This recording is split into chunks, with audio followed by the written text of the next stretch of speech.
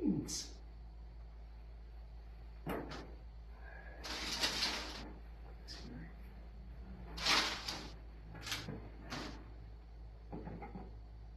Something really cool. You're going to see all the roots from underneath these guys, like so, which we now have to pull apart and individually pot each one of these Burgundy beans.